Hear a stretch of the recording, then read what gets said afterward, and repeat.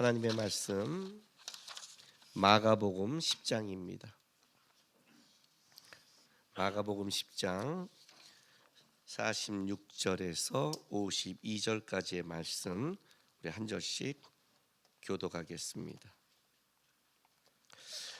그들이 여리고에 이르렀더니 예수께서 제자들과 허다한 무리와 함께 여리고에서 나가실 때 디메오의 아들인 맹인 거지 바디메오가 길가에 앉았다가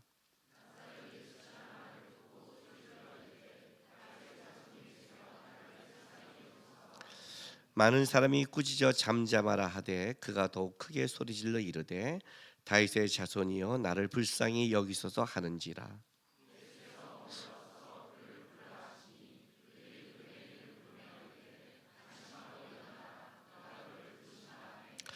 맹인이 겉옷을 내버리고 뛰어 일어나 예수께 나아오거늘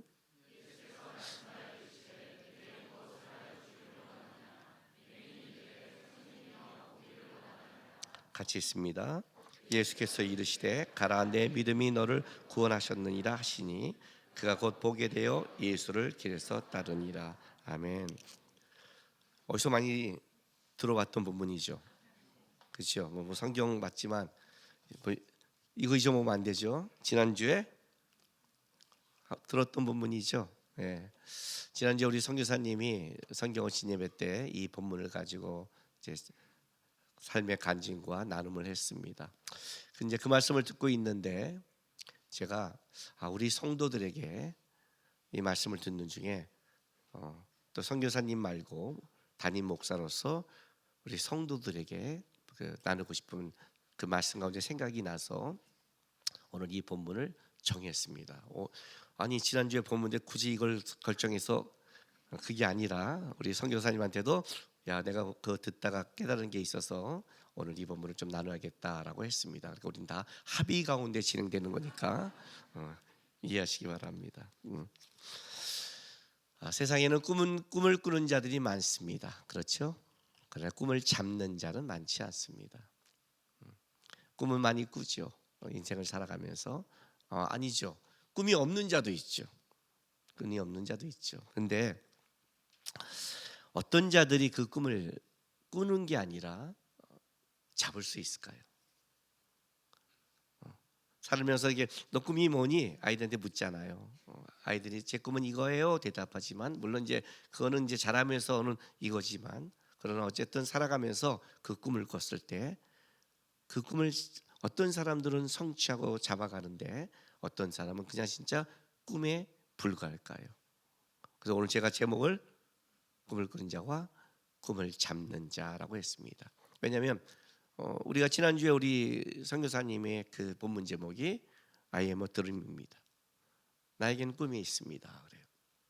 그리고 선교사님은 어쨌든 뭐 자라면서 자는 선교지에 나가서 파에타스에서 그런 꿈은 어렸을 때 갖지는 않았을 겁니다. 그렇죠?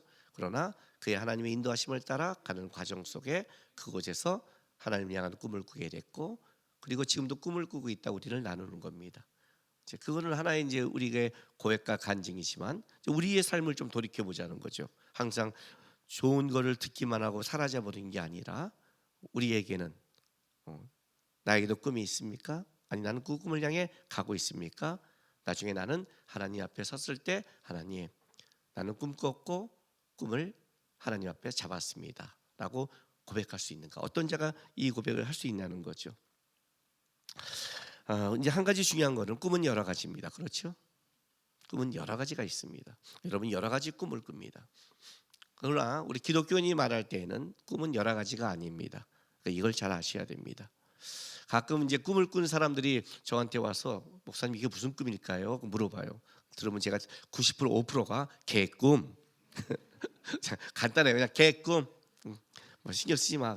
아니 그 어떤 걸 봤는데 하나님이 주신 것 같은데 걱정하지 마. 하나님이 주신 꿈은 하나님이 필요할 때 요셉처럼 생각나게 하시고 깨닫게 하시고 인도해가. 요셉이 하나님이 주신 꿈을 꿔서 그 꿈을 알았기 때문에 간 게 아니에요, 여러분. 꿈은 여러 가지가 있지만 그 여러 가지가 여러분으로부터 시작되는 모든 꿈은 다 개꿈이라고 말하는 겁니다. 하나님으로부터 시작된 꿈. 요셉에게 하나님이 꿈을 주고 요셉을 이렇게 만들고 싶다고 생각했던 하나님이 꿈꿨던 것, 그 꿈만이 진짜 꿈이고 그 꿈을 찾아갔을 때 하나님의 은혜를 누리는 겁니다. 요즘에 아이들을 만나면 꿈이 없다고 그럽니다. 그죠? 예, 없을 수밖에 없습니다. 예. 그럴 이유는 현재 이 시대 가운데 너무나 많습니다. 좀 이따 제가 계속 이 얘기를 나누겠지만 왜냐하면 그들은 그냥 하루에 일용할 양식으로 족하기 때문입니다. 우리 어른들의 꿈은 실제로는 가난했을 때 그들의 꿈은 하나였습니다. 잘 먹고 잘 사는 거였습니다. 그건 다 자기에서 출발하는 겁니다. 꿈을 이뤘다고 말하지만 그렇지 않습니다. 진정한 우리의 기독교인의 꿈은 하나님이 주신 꿈입니다. 그 꿈은 우리는 한 가지밖에 없습니다. 그래서 지난주에 우리가 설교를 들었을 때 최성훈 선교사님이 이런 간증과 고백을 했습니다. 옛날 옛적에 하면서, 그죠? 우리 일주일 동안 우리 선교사님과 만나서, 우리 목사님 만나서 하는 우리 농담이 이거였습니다. 무슨 얘기하면 옛날 옛적에 하면서 장난쳤는데 누가 나를 밀었습니다. 그렇죠? 그렇죠? 누가 날 밀었어? 하면 이렇게 말했죠. 누가 날 밀었습니다. 이렇게 말했단 말이죠. 이 표현이 왜 나온지 아세요? 내가 꾼 꿈, 내가 달려간 꿈, 내가 잡은 꿈은 이런 표현을 쓰지 않습니다. 제가 그때 그거를 봤잖아요. 내가 그래서 그렇게 노력했잖아요. 내가 이렇게 성취했잖아요. 내가 이뤘잖아요. 나에게서 시작하면 이렇게 되는데 누가 나를 밀었습니다 이런 뜻은 나로부터 시작된 게 아닙니다. 밀려서 갔습니다. 이걸 말하는 거예요. 요셉이 이런 말을 했을 거예요. 누가 나를 애굽으로 밀었습니다. 누가 나를 애굽으로 밀었기 때문에 형제들한테 복수하지 않은 거예요. 형제들이 나를 밀었다고 생각하면 어떤 일이 벌어져요? 너 때문이야 이렇게 되는 거예요. 그 분노가 일어나고 감정이 올라갈 때는 그것이 나로 출발해서 그래요. 왜냐하면 요셉은 억울하잖아요. 그죠? 억울하단 말이에요. 나로 출발하니까. 너 어떻게 나한테 형제들이 아무리 그래도 이렇게 할 수 있어? 내가 뭘 잘못했어? 내가 이렇게 해줬는데 이게 다 나예요. 이게 깨져야 돼요, 사실은요. 이게. 근데 요셉은 본 거예요. 그게 아니에요. 형제가 아니라 하나님이 밀었다는 걸 알았어요. 여러분 누가 나한테 성질나게 하면 아셔야 돼요. 그 사람이 사라지면 더 큰 자가 올 거예요. 너를 폭발시킬 자가 올 거예요. 굉장히 중요한 법칙이에요, 여러분. 우리 아내랑 제가 연애할 때 5년 반대당했습니다. 힘들죠. 5년 반대당하니까. 그 반대도 그냥 심하게 당했으니까. 결혼했을 때 우리 아내가 친정에서 가져온 것 중에 자기가 베고 자던 비계를 가져왔어요. 그래서 자기 베개를 이렇게 사랑하고 애착이 있나 했더니 그게 아니라 그 베개에 자국이 너무 많아요. 눈물 자국이. 반대당하면서 나는 반대당해도 고통을 우리 아내가 당하는 거니까. 우리 집은 반대 안 했으니까. 나는 편히 사니까. 반대는 여기서 당하는 거니까. 눈물 자국이 이렇게 온 거예요. 날 보라는 거죠, 그죠? 너 편히 잘 때나 이렇게 눈물 자국으로 잤다 이렇게. 중간에 연애하다가 너무 힘드니까 저한테 이제 얘기를 하죠. 그럼 받기도 해요. 근데 저는 좀 냉정한 게 하나 있어요. 그래서 어떤 하나님 앞에서 좀 냉정한 게 있어요. 그래서 제가 이렇게 말했어요. 너가 극복할 거야. 그랬어요. 너가 하나님 앞에 다룸받을 거야. 이건 내 문제로 가져오지 마.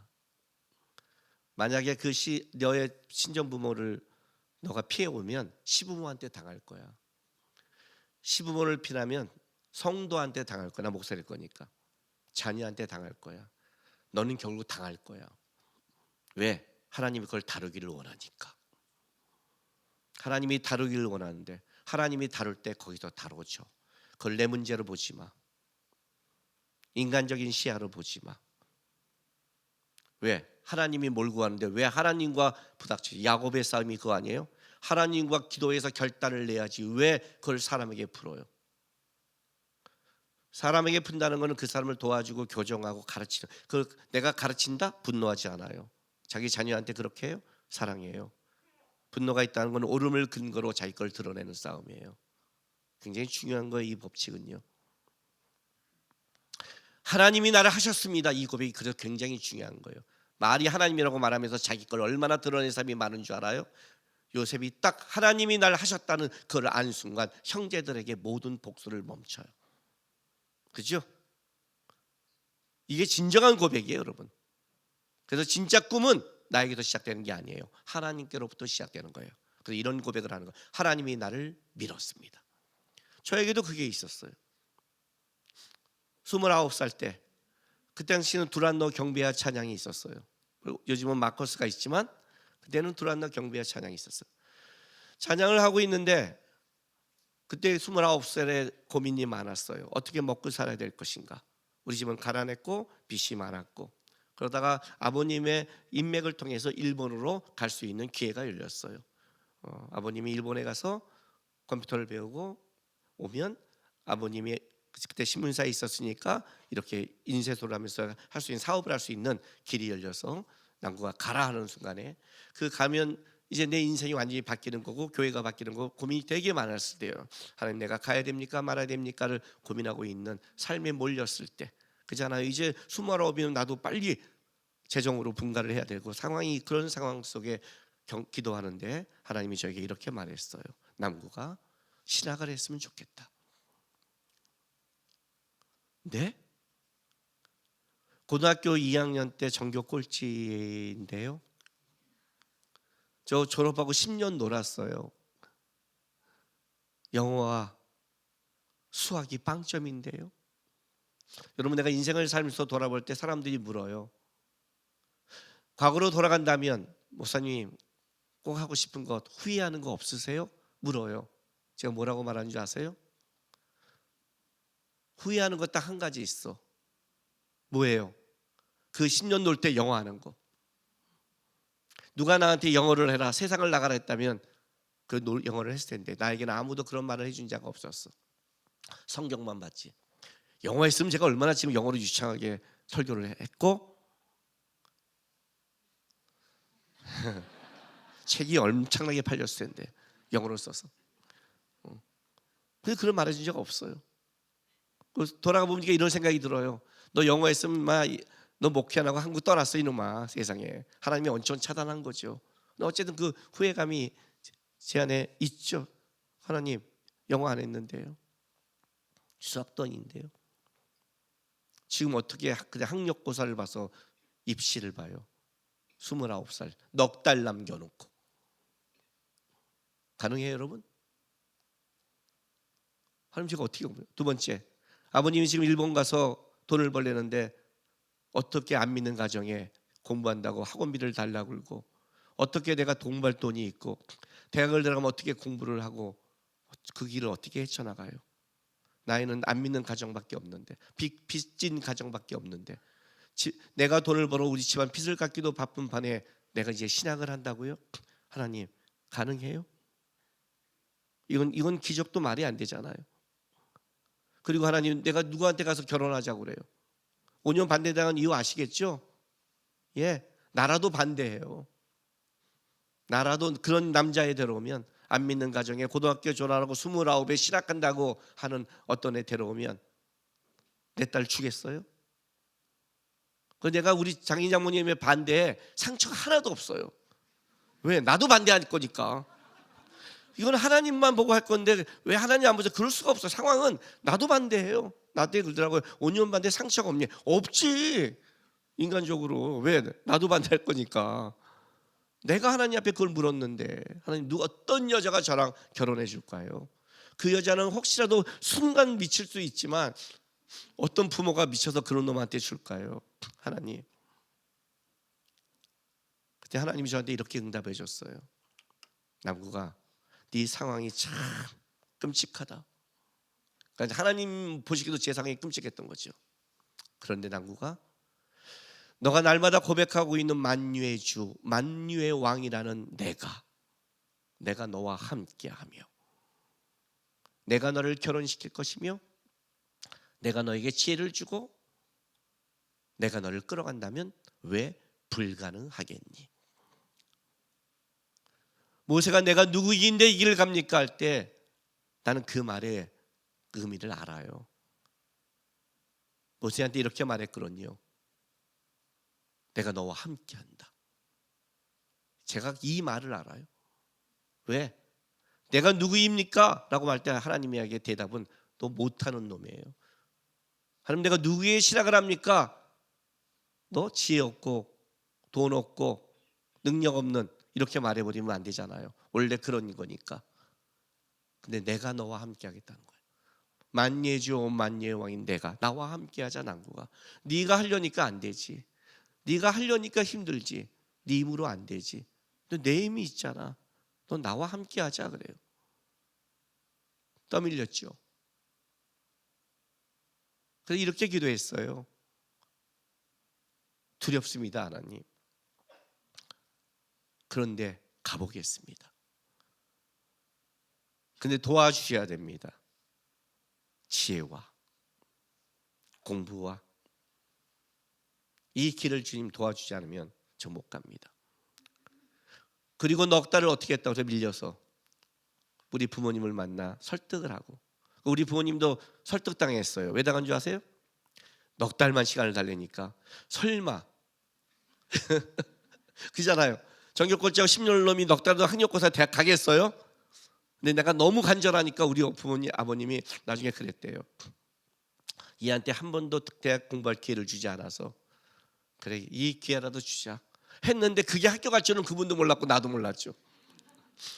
그 넉 달에 봤던 공부 단과학원 영수 포기했고 단과학원만 한 달에 2과목씩 8과목 듣고 문제집을 풀었는데 그 암기 과목 내가 본 거에서 하나님이 100% 나오게 했어.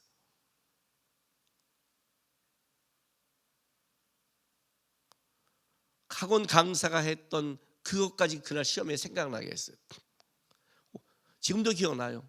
벼랑간 학원 강사 역사를 쓸 때 이렇게 말해요. 재물포조약, 재물포조약, 재물포조약, 꽝 하고 분필을 던져요. 군대 주돈. 근데 그게 나왔어요. 재물포조약 때 뭘 했냐? 군대 주돈. 하나님이 꽝.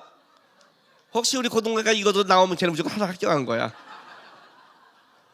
진짜 하나님이 생각나게 하시는데 암기 과목을 100% 만점을 다 받았어요. 그리고 그 영수는 모르겠지만 영수는 굴렸지만 성부와 성자의 성령의 이름을 굴렸으니까. 나 처음에는 굴리다가 나중에 안 굴렸어요. 왜냐면 이상하잖아요. 그래서 딱 볼펜을 잡고 놔요. 그럼 뚝 떨어지는 게 그게 번호예요. 검사는 안 해요. 검사는 하면 또 성부와 성자와 성령이 달라져요. 왜? 믿음이 없는 놈이니까. 10분 만에 전 영어 끝내고 10분 만에 수학 끝냈어요. 왜? 주관식은 못 쓰고 객관식만 했는데 맞았겠죠. 그러니까 들어갔죠. 그거 갖고 안 되거든요. 맞았겠죠. 뭐가 맞은지는 나는 몰라요. 하여튼 어느 게 맞은지 몰라요. 근데 어쨌든 암기감이 100%다 나와서 하나님이 날 뽑으셨다는 믿음이 있었죠. 그래서 곧장 발표 전에 저는 기도원에 갔어요. 기도원에서 준비했어요. 그 기도원에서 전화해서 발표를 듣고 그때 다시 마무리 기도하고 내려왔어요. 하나님 밀었죠. 저도요. 불가능한 상황을 밀었죠. 설명할 수 없어요. 10년을 논 사람이 어떻게 넉 달 공부하고 대학 입시를 합격을 해요. 그죠? 기적이죠. 말했잖아요. 내 삶은 기적이 아니면 설명할 수 없는 게 너무 많다고. 밀렸어요. 제가 이 길을 가면서 계속 왜 힘이 있는 줄 아세요?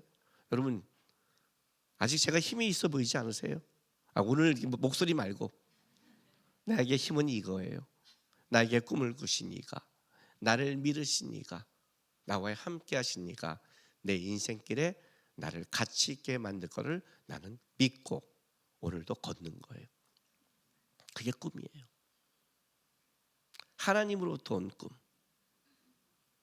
요즘 아이들이 왜 꿈이 없냐면 먹고 살만하고 아르바이트에서 살만하니까 세상 것만 갖고 있으니까 그들에겐 꿈이 없어요.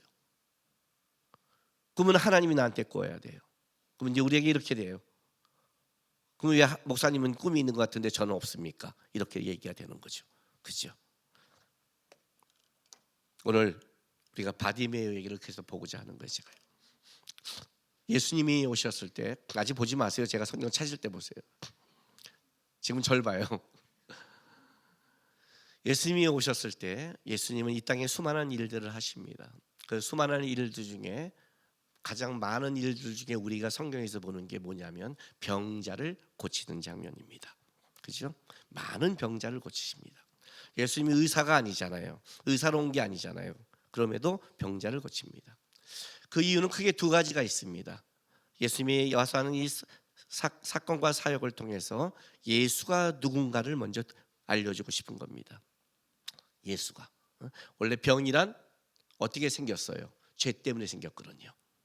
아담과 하와가 하나님과 에덴 동산에 있을 때는 괜찮았지만 그가 선악과를 먹음으로 쫓겨나서 흙으로 돌아가라 이 말을 들은 이후에 우리는 흙으로 돌아가는 과정 속에 생기는 게 병이에요. 그러니까 죽어가는 거죠. 그 병은 죽어가는 과정 속에 있는 거예요. 내가 말했죠. 여러분이 일어나다 비타민 먹을 때마다 여러분이 죄인인 걸 깨달으라고. 원래 아담과 하와는 비타민을 먹을 필요가 없었어요. 비타민을 먹는 거는 내 세포가 죽어가는 거예요. 우리 나이 들면 어른 늙잖아요. 나는 약을 밥 먹듯이 먹어. 뭐만 줄 아세요? 예, 흙으로 돌아가는 과정에 있다는 거예요. 이게 죄인이란 뜻이에요. 그러니까 내 친구들이 내가 죄인, 내가 왜 죄인이야? 그럼 제가 이렇게 말해. 너 비타민 먹어 죄인이야 이 말이에요. 너 약 먹으면 죄인이야. 병 들면 죄인이야 그래요. 왜? 그게 죄의 형상이니까. 예수가 와서 고친다는 건 뭐예요? 그는 죽음의 과정, 죄, 병을 고치는 하나님이에요. 그래서 천국을 이렇게 설명을 해요. 천국에 가면 거기는 눈물이 없고 병이 없고 죽음이 없다. 병이 없다는 건 죄가 없다. 그래서 예수예요. 두 번째는 예수께서 이제 병자를 고칠 때마다 하나는 예수가 메시아라는 하나의 이유고, 그 다음에는 그 사건을 통해서 예수가 이 땅에 오신 이유가 뭔지를 설명하고 싶은 거예요. 우리는 어떤 사건과 형상을 봐야만이 그걸 알 수 있으니까. 그래서 성경을 보면 여러분이 이럴 때가 있어요. 왜 이 사건이 다른 복음서에는 이렇게 설명했지? 라는 게 나와요. 오늘 이 바디메오도 사실은 마태, 마가, 누가에 다 기록되어 있는 표현이에요. 근데 마태는 좀 달라요. 마태는 여기 오늘 이 본문에 우리가 마가복음 10장 46절에 그들이 여리고에 이르렀더니라는 표현을 써요. 그렇죠? 우리의 느낌은 뭐예요? 여리고에 들어온 거죠. 근데 마태는 여리고를 떠날 때라고 써요. 그리고 오늘 마가가 여기서 쓴 그 47절에 보면 나사렛 예수란 말을 듣고 소리질러 이르되 다윗의 자손 예수여 나를 불쌍히 여기소서라고 이렇게 마가는 썼다면 마태는 이렇게 써요. 주여 우리를 불쌍히 여기소서라고 표현이 좀 달라요. 근데 우리는 혼란이 오는 거예요. 왜 이렇게 썼어? 누가 진짜야? 이렇게 쓰는데 성서 기자가 이 성경을 쓸 때 중요한 점은 다큐가 아니에요. 무슨 말이냐면 그 예수님이 한 사실을 사실대로만 기록한 게, 물론 거짓이란 게 아니에요. 그걸 기록한 게 아니라 그 수많은 말들 중에 마태가 표현하고 싶은 예수에 대해 이 사건을 통해 마태가 기록하고 싶은 표현을 끌고 오는 거예요. 마가가 끌어오고 누가가 끌어오는 거예요. 그래서 여기도 우리는 딱 볼 때는 바디메오 이 맹인 한 사람이라 보지만 마태로 가면 맹인 두 사람이 나와요. 근데 마가는 한 사람을 안 써요. 왜? 그 사람이 기록한 게 아니라 바디메오가 한 것을 더 기록하고 싶은 거예요. 이해가 되세요? 그 사건을 통해 예수와 우리에게 주고 싶은 메시지에 초점을 맞춰서 기록하는 거죠. 그러니까 거기에 표현이 달라지는 거예요. 거기에 방법이 달라지는 거예요. 우리 저 재판의 서기관이 기록을 말 하나까지 쓰는 이런 다큐를 기록하는 게 아니라는 거죠. 그래서 여기 표현이 달라요. 예를 들자면 요한복음 9장 17절에서 21절 볼게요. 여기도 맹인된 자를 예수님께서 눈을 뜨게 하시는데, 이제 눈을 뜬 다음에 17절부터 21절 제가 먼저 읽고 설명할게요. 이에 맹인이 어떤 자에게 다시 묻되 그 사람이 내게 눈을 뜨게 하였으니 너는 그를 어떤 사람이라 하느냐 대답하되 선지자니이다 하니, 유대인들이 그가 맹인으로 있다가 보게 된 것을 믿지 아니하고 그 부모를 불러 묻되 이는 너희의 말이 맹인으로 났다 하는 너희 아들이냐? 그러면 지금은 어떻게 해서 보느냐? 그 부모가 대답해 이르되 이 사람이 우리 아들인 것과 맹인으로 난 것을 아나이다. 그러나 지금 어떻게 해서 보는지 또는 누가 그 눈을 뜨게 하였는지 우리는 알지 못하나이다. 그에게 물어보소. 그가 장성하였으니 자기를 말하리이다. 저게 무슨 말이냐면 날 때부터 맹 있는 자를 예수님께도 고쳐요. 근데 문제가 이거예요. 지금 유대인들은 예수를 죽이려고 하는 거죠. 예수가 기적을 일으키겠다면 안 되는 거예요. 그래서 걔한테 묻는 거예요. 너 눈 누가 뜨게 했어? 근데 이 맹인이 보니까 분위기가 심상치 않은 거예요. 그죠? 그 실제 모르고 내가 못 봤는데 뭐 누가 뜨게 해줬기는 못 봤잖아요. 그럼 말하는 거예요. 모르겠다. 난 눈 떴는데 나중에 이제 예수를 만나서 고백을 하는데 그러니까 어떡하죠? 이제 부모를 데려와. 왜? 눈을 보는 거는 분명하니까 이 재판에서 이렇게 말하는 거죠. 얘가 눈 사실은 그 전에 본는데 사기친 거다. 그걸 입증하면 이렇게 하면 되잖아요. 사기잖아요. 그죠? 너 얘 원래 봤던 애야. 근데 눈 감고 떴다 쇼한 거야. 근데 물었더니 얘 날 때부터 맹인입니다 한 거예요. 그럼 이제 묻는 거죠. 그럼 누가 뜨게 했어? 그 뭐라고 그래요? 모르겠습니다. 제가 장성한 자에게 물어보십시오. 왜? 예수라고 말하면 분위기가 안 좋을 것 같으니까. 상황이 이거예요. 요 본문은 이걸 말하는 거예요. 우리는 내가 예수를 믿어 그러면 어떻게 되죠? 내가 믿어예요. 내가 회개했고 내가 고백했고 내가 돌이켜서 믿어라고 말하고 싶은데 구원은 그게 아니라는 거예요. 예수가 너를 믿게 했기에 네가 회개가 나왔고 예수가 너를 알게 했기에 너가 방향이 돌이켰다는 거예요. 내가 결단해서 눈을 뜬 게 아니라 눈을 뜨니까 본다는 뜻이에요. 구원은 그런 거, 영적으로 그런 거란 말이죠. 그 감각의 차이를 좀 얘기하고 있는 거예요. 구원은 먼저 하나님이 먼저 하신다를 설명하는 거예요. 그러니까 예수님께서 맹인과 자기들을 고치고 안진뱅이를 고쳤을 때 그 사건의 의미가 무엇이냐? 그걸 통해 예수는 어떤 이야기를 말하고 싶은가를 설명하고 요한복음 9장은 눈을 뜨고 보는 것은 그의 능력과 실력이 아니라 예수의 은혜고 그걸 본 것은 하나님의 은혜라는 것이 먼저라는 것을 설명하기 위해서 이 장면이 나오는 거예요. 근데 그럼 바디메오는 좀 다르겠죠. 같은 맹인이지만 눈을 떴게 하고 기적을 했대. 눈을 떴다. 이거는 우리 중심이고 보는 게 당장 중요한 거니까. 바디모에서 말하는 눈을 뜬 이유는 뭐냐는 거예요. 이걸 설명하기 위해서 지금 바디모에가 한 과정을 설명해 가는 거예요. 첫째, 47절 48절. 자, 여리고에 이르러서 예수께서 이제 많은 무리와 제자들이 지나가는데 나사렛 예수라는 말을 듣고 소리질러 이르되 다윗의 자손 예수여 나를 불쌍히 여기소 하거늘 많은 사람이 꾸짖어 잠잡아라 하되 그가 더욱 크게 소리질러 이르되 다윗의 자손이여 나를 불쌍히 여기소서 하는지라. 이게 첫 번째예요. 자, 여기서 강조되는 것은 뭐죠? 반복이 강조했죠. 여기서 반복되는 게 뭐죠? 생각은 하고 있죠? 너무 하나밖에 없는데 뭐였죠? 다윗의 자손 예수여 나를 불쌍히 여기소. 47절 48절 더욱 크게 소리질러 이르되 다윗의 자손이여 나를 불쌍히 여기소서 하는지라. 이제 이게 첫 번째인 거예요. 근데 그 앞에 뭐라고 말하냐면 이 얘기를 해요. 나사렛 예수시란 말을 듣고라는 말은 이제 이 안에 들어가는 거죠. 자,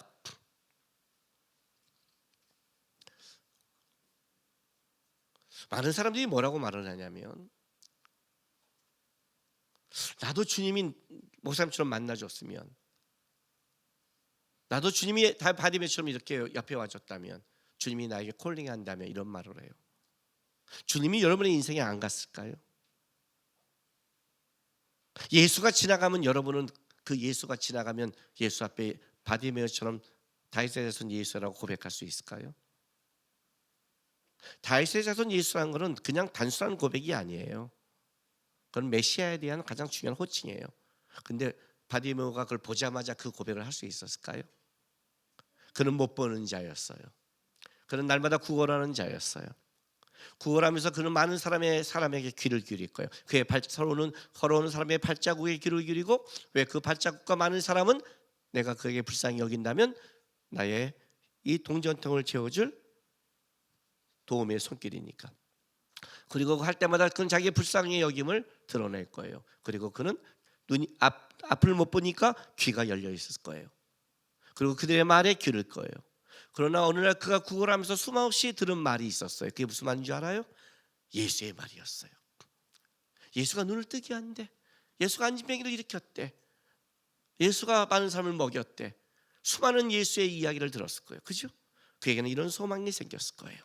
내가 만날 수 있다면. 나는 지금 못 가는데, 나는 볼 수가 없는데, 나는 찾아가지 못하는데 그분이 나에게 온다면, 그 간절함이 그 안에 있었을 거예요. 그리고 처음에는 나도 그렇게 만나 구원받으면 좋겠다, 나도 처음엔 그렇게 만나서 눈을 떴으면 좋겠다 했을지 모르겠지만 그 안에 깊은 갈망이 생겼죠. 그보다 더 큰, 그가 단순한 눈을 뜨게 하는 기적이 아니라 그가 진짜 메시아일 거다. 다른 사람은 그 앞에 눈을 보고 경험을 해도 예수를 쫓지 않았지만 그는 멀리 들어서 그 듣는 거에 관심을 갖고 계속 예수의 얘기를 들었을 거예요. 그 보고 싶은 소망이. 그러나 그 소망이 계속 들으면서 예수에 대한 실제를 접근한 거예요. 라합이 그랬던 것처럼. 라합이 여리고성에 있다가 정탐꾼을 만날 때 너희 하나님은 상처나지 하나님이라고 라합이 고백한 거는 그 소식을 듣다가 이게 진짜 하나님이시구나라는 걸 고백한 것처럼 바디메오에도 이분이 그냥 기적을 일으킨 분이 아니라 진짜 하나님이구나라는 것을 느끼기 시작한 거예요. 그런데 어느 날 이렇게 말을 해요. 웅성 난리가 나서 뭐야 오늘 왜 이렇게 발작이 시끄러워 소리를 길었더니 나사렛 예수가 지나간대요. 그 당시에 많은 사람들에게는 예수라는 이름이 굉장히 많았어요. 그거는 나사렛 예수라는 것은 그 당시에 어떤 비하된 표현도 있지만 또 하나는 구별된 표현이 있어요. 뭐냐면 이 예수는 다른 곳의 예수와 다른 나사렛에서 예수다라고 하는 구별된 거예요. 그렇게 바디메오가 간절히 기다렸던 예수. 아마 그러나 지나가다 누가 이름은 예수 그러면 번쩍였을 거예요. 누구 예수? 어디? 다른 곳. 자기가 바라보던 찾던 예수가 아닌, 다윗의 자손 예수가 아닌 그냥 예수였을 거예요. 그런데 나사렛 예수라는 소리를 듣는 거예요. 자기가 그렇게 갈망했고 간구했던 예수가 지나가는 거예요. 듣자마자 이렇게 말하는 거예요. 다윗의 자손 예수여 나를 불쌍히 여기소서. 하나님 앞에 기회를 잡는 자가 어떤 자인 줄 말할게요. 예수가 지나가도 놓치는 사람이 수없이 많아요. 아니에요. 매주 하나님의 말씀을 얼마나 많이 들었는데, 여러분에게 얼마나 많은 권면을 했는데, 어떤 사람을 만나면 얼마나 내가 권면을 했는데 주의 말씀으로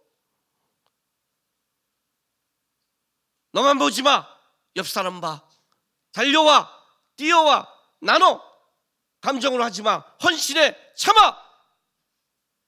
수없이 얘기했을 때 그걸 기회를 잡을까요? 예수가 지나간다고 다 기회를 잡을 수 있다고 생각하세요? 아니에요, 여러분. 그렇지 않아요. 그 예수에 대한 갈망함이 있어야 되는 거예요. 바디메오가 운 좋다고 생각하지 말라는 거예요. 어떻게 예수가 지나가서 운 좋다고 생각하지 마세요. 왜 복음서가 다 기록한 줄 아세요? 예수께서 바디메오 때문에 그 자리를 지나가시는 거예요. 어떤 자가 기회가 오는데요, 라합 때문에 정탐꾼을 보내준 거예요. 하나님이 라합을 죽이지 않으려고. 왜? 그 갇혀있는 한 여인 속에 하나님을 아는 여인이 그 자리에 있는 거예요. 여리고는 무너져야 되고 죽여야 되지만 그 여인은 아닌 거예요. 정탐꾼을 일부러 가서 도망가게 해서 라합의 집에 숨겨주는 거예요. 그게 하나님이에요. 하나님이 여러분의 인생길에 안 왔다고 생각하세요? 하나님이 여러분의 인생길에 그냥 멀리 있다고 생각하세요? 나도 목사님처럼 기회를 있다면 뭔 소리 하세요? 내가 청년 때 뭐라고 기도한 줄 아세요? 하나님 앞에? 하나님, 사람이 살다 보면 3번의 기회가 있다는 소리를 제가 들은 적이 있습니다. 저에게 인생의 기회가 2번 사라졌다면 저에게 한 번만 더 기회를 주십시오. 한 번만 더 기회를 주신다면 하나님, 저는 그거 놓치지 않겠습니다. 근데 하나님이 저희한테 이렇게 말하는 거예요. 남구가 너가 신학하면 좋겠다. 너무 두렵고 떨렸지만 제가 두렵지만 하겠습니다. 그거는 바로 그거예요. 나는 하나님이 나에게 기회를 주기를 원했거든요. 근데 응답이 나에게 기회가 왔는데 그것이 불가능하고 무서워도 내가 어떻게 안 할 수 있어요? 해야죠. 그게 하나님의 음성이라면. 우리는 안 하잖아요. 우리는 자기 기질대로 하잖아요. 나는 성격이 어떻고 뭐하고 무슨 지랄 같은 소리서 하세요. 바디메오가 만약 그랬다면 그는 움직이지 않았을 거예요. 나는 맹인이잖아, 못하잖아, 내 눈앞으로 해야지. 그가 변명할 조건이 얼마나 많은 줄 아세요? 아니에요. 그는 그러지 않았어요. 그 소리에 벌떡 반응할 수 있다는 그 안에 갈망함이 있었기 때문에 그래요. 나사 예수를 듣자마자 다윗의 자손이라고 말했을 때는 그는 항상 마음속에 다윗의 자손, 다른 말로 할게요. 하나님, 내 인생을 한번 멋있게 써주십시오. 난 하나님을 만나기 원합니다. 체험하기 원합니다. 하나님 앞에 살고 싶다는 갈망함이 있기 때문에 그 소리에 그는 귀를 기울이고 반응할 수 있는 거예요. 반응은 그때 하는 거예요. 우리가 반응하지 않는 이것은 실제로는 수많은 이야기를 듣고 있지만 그 예수가 우리 준 기회를 다 지나가게 만들었어요. 바디오는 아니었어요. 두 번째, 49절 50절. 예수께서 머물러서 그를 부르라 하시니 많은 사람이 꾸짖어 잠잠하라 하는데 예수께서 들었지요. 그를 불러라. 그들이 그 맹인을 부르며 이르되 안심하고 일어나라. 안심하고 용기를 가지다. 기운을 차리다. 야, 일어나, 용기를 가지고 지체하지 말고 일어나서 너를 부르신다 하며 50절. 맹인이 겉옷을 내버리고 뛰어 일어나 예수께 나아오거늘. 지난주에 우리가 들었죠? 맹인은 겉옷을 버리면 안 된다고요. 그 많은 사람 앞에 만약 겉옷을 버리면 찾지를 못하니까. 만약에 버리는 사람이면 벌떡 일어나서 다시 그걸 집을 수 있잖아요. 그 맹인은 뛰면 안 된다고요. 뛰면 어디에? 이제 방향성이 부른다는 방향은 자기가 듣고 있지만 어디가 있는지, 많은 사람이 군중에 있는데 가다가 넘어지고 그렇지 않겠어요? 이렇게 빨리 일어나면 안 되거든요. 근데 가는 거예요. 여기서 강조하는 게 있어요. 그게 뭐냐면 이 단어예요. 자, 50절 다시 볼게요. 맹인이라고 그래요. 우리는 이 맹인의 이름을 알고 있어요. 누구죠? 예. 근데 바디메오라는 표현을 안 써요. 왜? 바디메오가 겉을 내버리고 우리가 착각을 하니까. 그렇지. 벌떡 일어날 수 있지. 그 겉옷이 뭐가 중요해? 다시 접으면 되지. 그냥 뛰어갈 수 있잖아, 급한데. 근데 그렇게 표현을 쓰고 있는 게 아니에요. 일부러 바디메오라는 이름을 쓰지 않아요. 누굴 강조해요? 맹인을 강조하는 거예요. 그는 겉옷을 버리면 안 되는 사람이다. 그는 뛰어서 안 되는 사람이다. 이렇게 함부로 움직여서는 안 되는 사람이다를 강조한 거예요. 그런데 그가 그거를 했다는 거예요. 이게 중요해요. 두 번째, 예수의 부르심 앞에 한계를 극복하라요. 많은 사람들이 어디서 멈추냐면 여기서 멈춰요. 제가 하나님께 고백했던 것, 저는 정교 꼴찌입니다. 저는 집에 빚이 있습니다. 저는 안 됩니다. 저는 앞을 못 봅니다. 당신이 오십시오. 하려면 당신이 와서 하십시오. 왜? 수많은 맹인들을 눈을 뜨게 했을 때 예수께서 항상 부르기만 하지 않았어요. 실로암의 열못에 가는 맹인은 눈을 뜨다 어떡하죠? 발라줘요. 그죠? 발라줘요. 그리고 가라고 그래요. 그렇잖아요. 씻어라. 왜요? 그 눈을 보게 하는 사건이 중요한 게 아니라 그 사건을 통해 예수께서 말한 메시지가 있던 게 중요하다고 그랬죠. 지름을 바로 가면 사람들이 볼 거 아니에요. 뭘 드러내고 싶은가? 이 병의 고침을 통해 예수가 뭘 드러내고 싶은가를 말하잖아요. 그죠? 근데 바디메오는 오라는 거예요. 그럼 뭘 드러내고 싶을까요? 예수는 알았죠. 그가 벌떡, 많은 사람이 놀랐을 거예요. 이렇게 할 거예요. 순간. 그잖아요? 가다가 확 넘어질 수도 있잖아요. 우리는요, 자기 삶에 너무 묶여 있어서 안 돼요. 자기 감정에 묶여 있고 삶에 묶여 있는 자는 주의 부르심 앞에 못 가요. 왜? 거기는 좁은 문이니까. 우리가 보는 눈은, 내가 생각하는 것은 넓은 길인데 예수가 우리에게 초청한 길은 넓은 길이 아니니까. 맹인에게 겉옷이 얼마나 중요한데요. 겉옷은 저당 잡힐 때, 가난한 자가 저당을 잡힐 때 밤에 돌려줘야 될 옷이었어요. 그건 생명과도 연결되는 거예요. 단순한 옷이 아니에요. 그죠? 만약 그걸 누가 쓱 집어갔다면 어떻게 될까요? 얘는 그날 죽는 거예요. 누가 맹인을 돌봐요? 또 한 가지, 맹인이 바디메오가 벌떡 일어나 가는 게 쉬웠을까요? 아니에요, 여러분. 와장탕 넘어졌을 거예요. 그죠? 자존심을 버리는 거예요. 예수 앞에 나올 때는 자존심을 내야 돼요. 있어 보이는 척 하지도 마세요. 예수가 다 알아요. 뭘 헛소리하고 있어요. 여러분이 신사예요? 신사예요. 죄를 감싼 신사. 그죠? 이걸 넘어갔어요. 하나님을 쫓는 자들은 어떤 자가 있는 줄 아세요? 하나님 앞에 하나님을 붙잡기 위해 자신의 것에 얽매이지 않아요. 그래서 복음서에서 예수님이 제자를 볼 때 강조하는 게, 특히 마가복음이 강조한 게 뭔지 아세요? 곧 쫓더라요. 우리는 이제 곧 쫓자라고 하면 어떻게 생각하냐면 다 포기하라. 근데 그게 이제 문제. 이게 우리 안에 너무 차 있는 거예요. 너무 차 있는 거예요.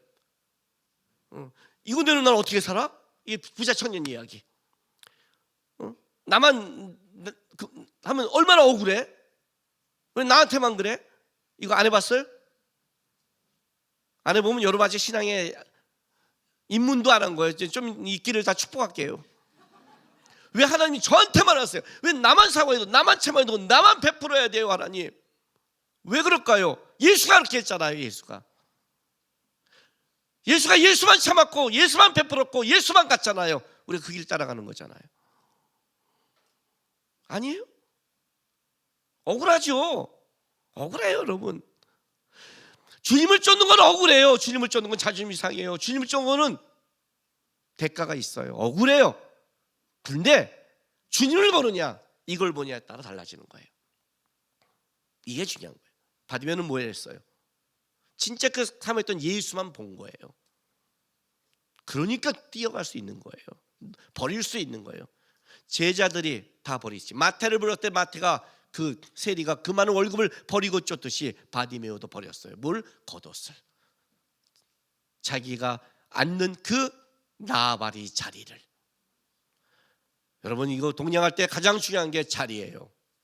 장사도 자리고, 우리 장사하는 사관들 알잖아요. 맨날 이 길목 여기 내가 얼마나 많이 듣는데요. 자리. 근데 동냥은 아닐 것 같아요? 그 자리 뛰어요? 뛰어요. 만약 그날 하루 먹을 돈을 생각했다면 못 갔을 거예요. 요즘 애들 왜 꿈이 없는지 아세요? 아르바이트만 해도 그냥 게임하고 먹고서 결혼만 안 하면 살 수 있으니까. 그죠? 결혼만 안 하면 살 수 있으니까 그냥 이렇게 먹고 살다 죽을래? 예. 꿈이 없죠. 왜? 꿈은 하나님께 있는 건데, 예수께 있는 건데, 예수를 놓쳤으니 어떻게 꿈이 있겠어요? 그건 욕심이죠. 그냥 그 욕심 안 부리고 이렇게 살게 이런 거예요. 근데 그걸 뛰어나간 거예요. 세 번째, 51절 52절. 예수께서 말씀하여 이르시되 내게 무엇을 하여 주기를 원하느냐? 맹인이 이르되 선생님이여 보기를 원하나이다. 예수께서 이르시되 가라, 내 믿음이 너를 구원하셨느니라 하시니 그가 곧 보게 되어 예수를 길에서 따르니라. 자, 우리는 이 마지막 결론이 당연하지. 너 뭐 보기 원하니? 예수께 묻는 거예요. 마지막에 예수께서 물으셨어요. 너의 소망이 뭐니? 그러면 당연히 뭐라고 그래요?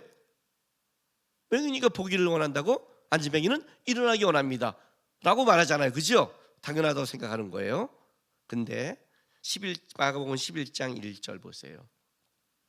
그들이 예루살렘에 가까이 와서 감난산 벳바게와 베다니에 이르렀을 때 예수께서 제자 중 둘을 보내시며 하고 이제 나귀를 찾는 그 장면이 나와요. 다른 말로 한다면 예수가 십자가를 지기 위해 가는 마지막 예루살렘에 들어가기 전 기적이 이건 거예요. 그냥 눈을 뜨냐 바로 전 기적이에요. 그러니까 이거 메시지가 있는 거죠. 그렇죠? 자, 주님께서 묻는다고 칩시다. 뭐 해주기 원하니? 답들 있습니까?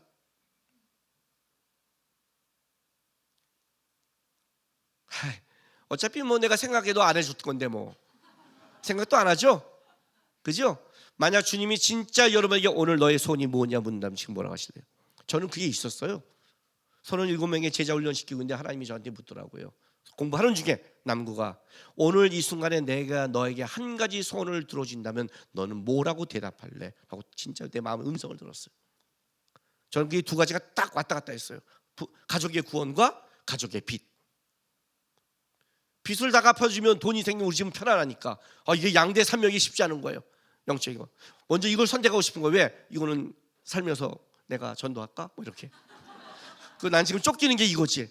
이거는 내가 지금 버텨왔으니까 안 믿는 사람과 버틸 수 있는데 이거는 계속 이 빚 때문에 가족이 고통당하고 갈라지고 싸우니까 이쪽이가 하다가 그래도 마지막에 내 신앙의 양심이 살아있어서 구원이요 라고 했죠.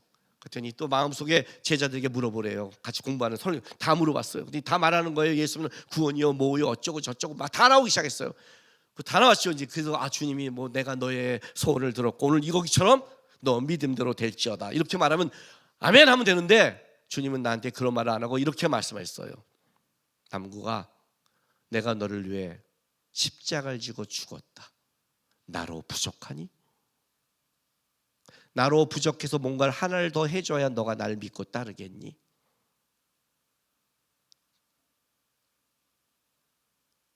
아닙니다. 주님 족합니다. 죄송합니다. 예수로 부족해서 꼭 뭐가 하나 있고 예수가 너를 구했는데 그게 부족해서 그렇게 불만이 많이 너는 쉬운 것 같죠. 보기를 원합니다. 당연하죠. 명이니까. 아니요. 예루살렘 들어가기 마지막이에요. 왜 그런 줄 아세요? 이것 때문에 그러는 거예요. 52절 예수께서 이르시되 가라 내 믿음이 너를 구원하였으니라 하시니 그가 곧 보게 되어 어떻게 됐어요? 마지막 결론이 예수를 길에서 따르니라 해요. 왜? 오늘 이 본문은 46절과 52절이 앞뒤로 딱 묶여있는 본문이에요. 자, 46절 보세요. 그들이 여리고에 있을 때 예수께서 제자들과 허리한 무리와 함께 여리고로 나가실 때 디메데의 아들인 맹인 거지 바디메오가 길가에 앉았다가 이렇게 나가요. 자, 바디메오를 만나기 전에 누구를 표현하냐면 예수께서 누구와? 제자들과 허다한 무리와 함께 들어가는 거예요. 그렇죠? 예수를 따르는 자가 제자와 허다한 무리예요. 제자와 무리를 설명해 줄게요. 제자란 꿈을 예수께 두고 그 예수의 부르심 앞에 반응하며 하나님이 자기에게 주는 은혜와 축복을 예수를 쫓는 데 가는 것. 평생 예수를 쫓는 자를 제자라고 그래요. 무리는 필요하고 어려울 때는 예수께 나와서 예수를 쫓고 갔지만 자기 것이 채워지면 예수를 떠나는 자를 무리라고 그래요. 예수님의 일생에 평생의 제자와 무리가 있었어요. 평생의 제자와 무리. 그래서 이 말이 있는 거예요. 여러분은 제자입니까? 무리입니까? 눈을 떠주고 그냥 갔다면 바디메오도 무리가 될 수 있어요. 그가 다윗에서 선 예수라고 왜 고백한 줄 아세요? 그는 제자였기 때문인 거예요. 단순히 눈을 뜰 정도가 아니에요. 예수가 뭘 하니? 보기를 원합니다. 왜? 도대체 당연하지. 안 보니까 보기 원하고 거치처럼 안 살고 위해서요. 그러면 그는 무리예요. 주님을 쫓으려고요.